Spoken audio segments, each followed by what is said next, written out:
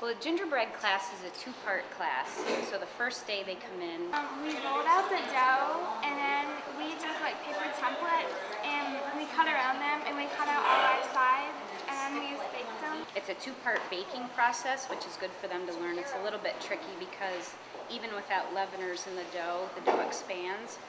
So the dough bakes, the house parts bake about 20 minutes. We take them out, put the patterns back on, and trim them so that the walls, come together when we go to assemble the houses, and then they bake for another 20 minutes. So it's teaching them sort of that process.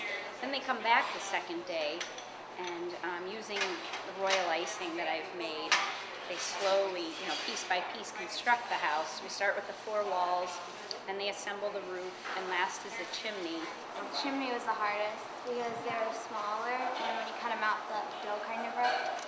And then kind of while that's drying, they go ahead and start on their landscape, thinking about walkways, ponds, trees, lampposts, sleds, snowdrifts, sort of all that sort of stuff. And then lastly, they go ahead and decorate the house. What's great about working with kids, to me, is just how capable they are.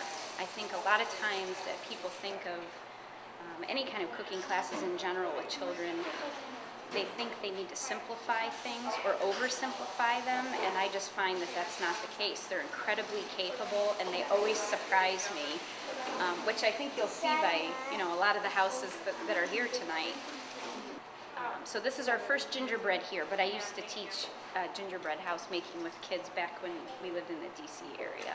I think the most fun part for me for gingerbread is probably that moment when the house is constructed and watching them stare at all the bowls of candy, and they're completely overwhelmed and they just don't even know where to start.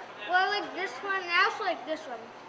This one's really good. How about this one's really good also? And I like this one. But once they start, it's like they can't stop. I always say, if I made the class 2 hours long, they would decorate for 2 hours. If I made it 3 hours, they would decorate for 3 hours, and so on. It's just really fun.